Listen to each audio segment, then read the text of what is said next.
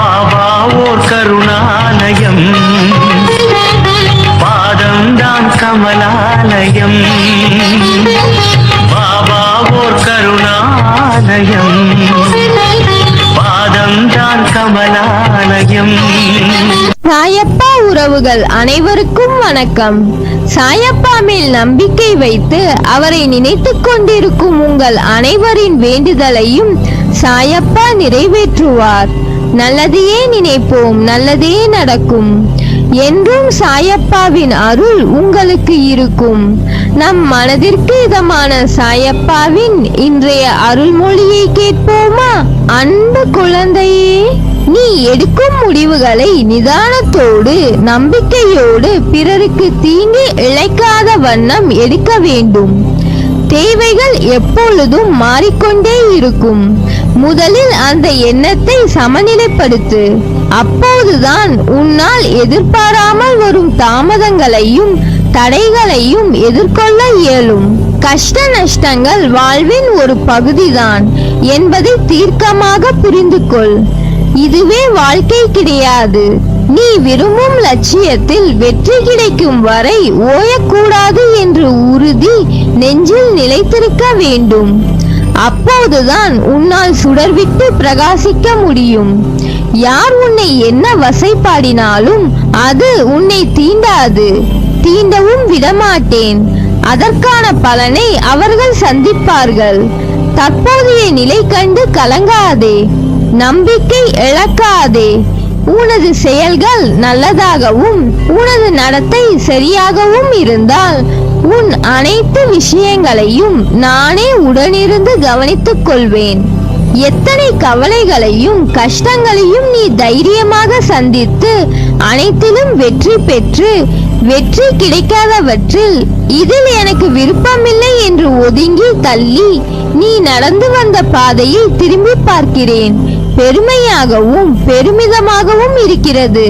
நான் என்றும் எதற்கும் உனக்கு கஷ்டங்களை தந்திட நினைத்தது கிடையாது. அனுபவங்களை தர நினைப்பேன்.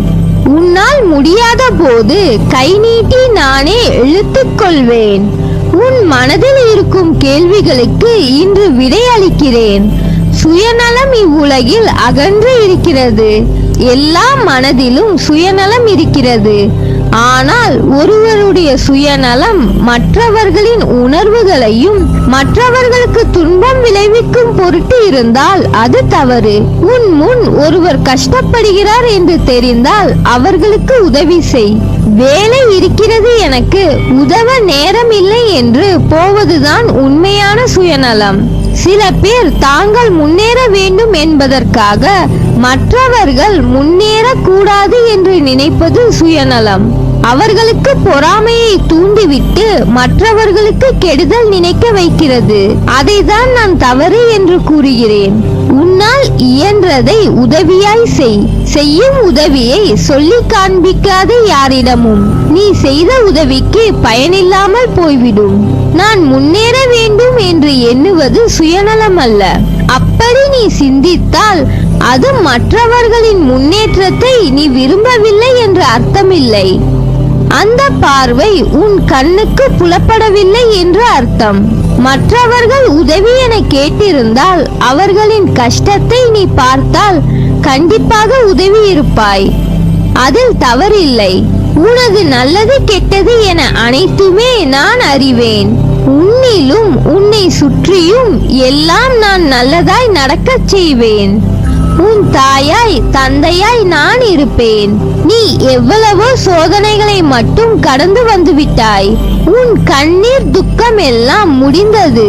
இந்த மகிழ்ச்சியின் படிகளில் தடம் பதிக்க ஆரம்பித்திருக்கிறாய். நான் உனது கரங்களை பிடித்துள்ளேன். தைரியமாக நம்பிக்கையோடு நட. வெற்றி உனதே.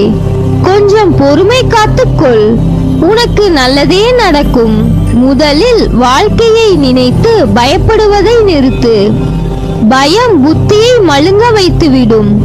பயம் எதிர்மறை எண்ணங்களை உருவாக்கும். எனவே எதற்காகவும் பயப்படாதே. நம்பிக்கையோடு பொறுமையோடும் நீ உன் கடமைகளை செய். நிச்சயம் உன்னுடைய இந்த நிலை மாறி வாழ்வில் வெற்றி பெறுவாய். உன் கனவுகள் எல்லாவற்றையும் நான் அறிவேன். அதை தகுந்த நேரத்தில் உனக்கு நிஜமாய் அதை நினைவாக்கி கொடுப்பேன். உன்னை யார் முன்னிலையிலும் தாழ்ந்து போக விடமாட்டேன். உன்னை மிக விரைவில் வெற்றி கிரீடத்தால் அலங்கரிக்கப் போகிறேன். அதற்கு கொஞ்சம் பொறுமையாக இரு. அதற்கான வாய்ப்பையும் உனக்கு ஏற்படுத்தி தரப்போகிறேன். வாய்ப்பை உன்னுடன் நான் இருந்து அதை பயிற்றுவிக்கப் போகிறேன். உன் மனதில் ஓடும் அனைத்து எண்ணங்களையும் அறிவேன். உன்னை பின்னுக்கு தள்ளும் அனைத்தையும் நான் துரத்தி அடிப்பேன். உனக்குள் முன்னேற வேண்டும் என்ற எண்ணம் தீயாய் எரிவதை பார்க்கிறேன். ஆனால் அது விதி என்னும் காற்று வீசுவதால் நெருப்பானது அங்கும் இங்கும் ஆடிக்கொண்டிருக்கிறது. அது உனக்கு சில உலகியல் நடைமுறையை புரிய வைப்பதற்கு நான் போடும் ஒரு விளையாட்டு. அதில்தான் நீ இப்போது உள்ளாய். அதை போராடி அழுகையும் துன்பமும் வந்த போதிலும் அதில் நிலை பெற்று உறுதி பூண்டாய். என்னிடம் என் குழந்தையாக ஆகிவிட்டாய். இருப்பினும் மாயையும் விதியும் உன்னை ஆட்டிவிக்கும் போது நீ கலங்குவதை பார்த்து என் மனம் துடிக்கிறது. உன்னை கலங்க விட மாட்டேன். உன்னுள் எழும் முன்னேற வேண்டும் என்கின்ற எண்ணம் இப்போது காட்டு தீயாய் உருவெடுக்கும். அதை எதனாலும் அணைக்க முடியாது.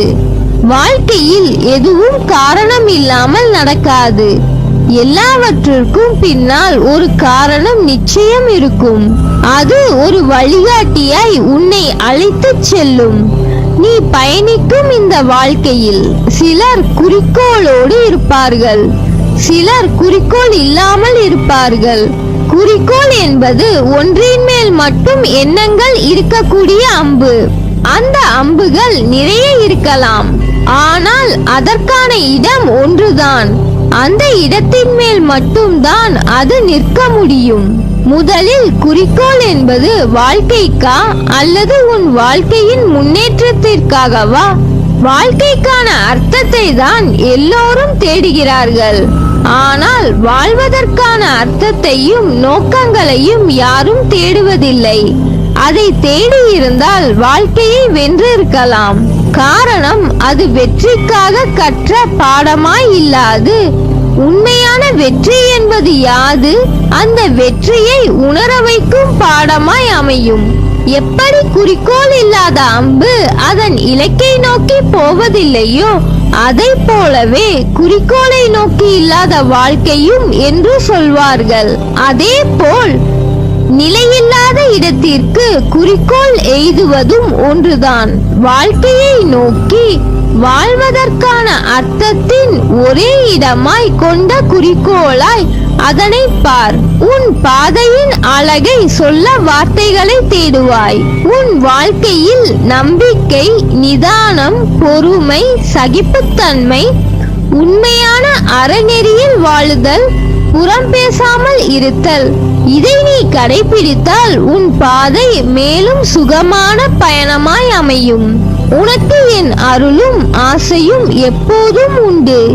நீ ஜெயமாக நிம்மதியுடன் நன்றாக வாழ்வாய்.